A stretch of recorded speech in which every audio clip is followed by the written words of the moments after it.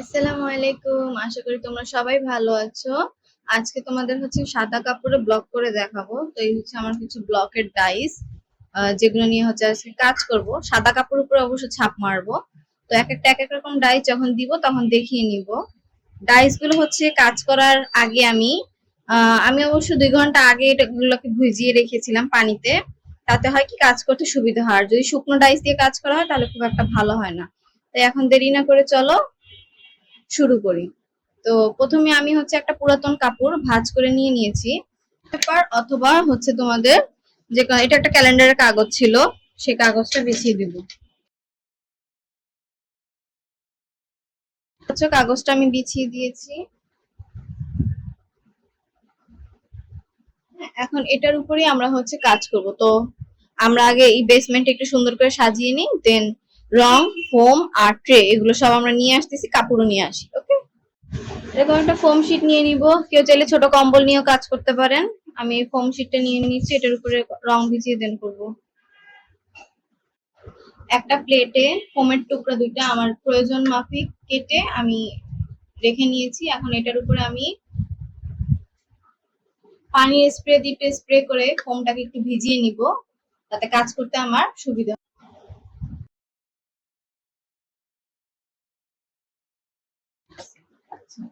ওকে, এবার একটু কালার মিক্সিংটা আমি একটু শর্ট করে দেখিয়ে দিচ্ছি। অন্য একটা ভিডিওতে আমার দেওয়া ছিল। একটা কালার প্যালেট নিব, রেডিমেড কালার। এগুলো নিউ মার্কেটে কিনতে পাওয়া যায়। এটা নিউ মার্কেট বা গাউসিয়া এগুলোতে আপনারা কিনতে পারবেন।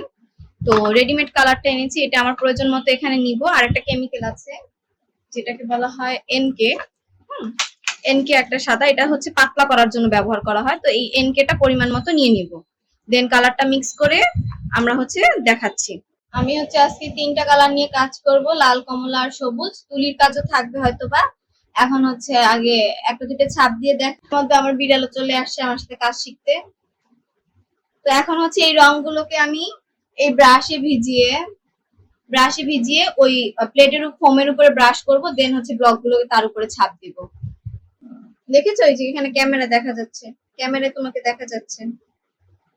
তুমি ইউটিউবে আসবে?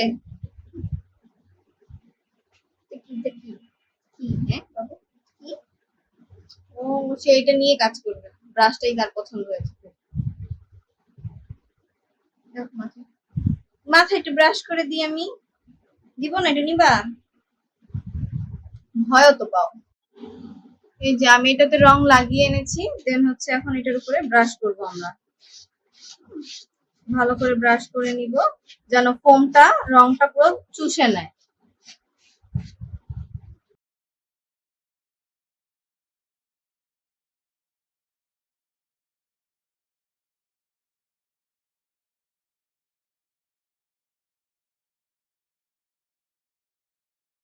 এই যে দেখেন আমরা এভাবে প্লেটের মধ্যে আমরা রংটা নিয়ে, হ্যাঁ, এভাবে ভালোভাবে লাগলে পরে আমরা ছাপটা ভালো করে দিয়ে নিব। দিয়ে দেখছিলাম আসলে কাপড়ে হচ্ছিল কিনা। এই যে দেখুন, সুন্দর একটা ছাপ পড়ে গেল।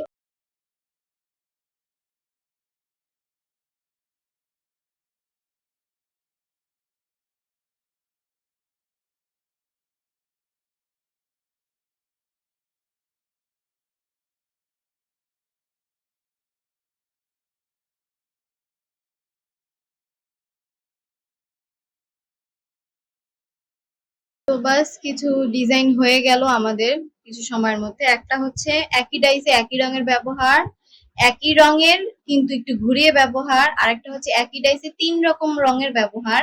আর একটা শেডিং, 2 রঙের শেডিং। এটা প্রাকৃতিক একটা পাতা দিয়ে ডিজাইন করা হয়েছে, আর এটা ব্লকের ছাপ দিয়ে তুলি দিয়ে হ্যান্ড পেইন্ট করা হয়েছে পাতাগুলো। এই তো কতগুলো ডিজাইন হয়ে গেল, আশা করি তোমাদের কাজে লাগবে।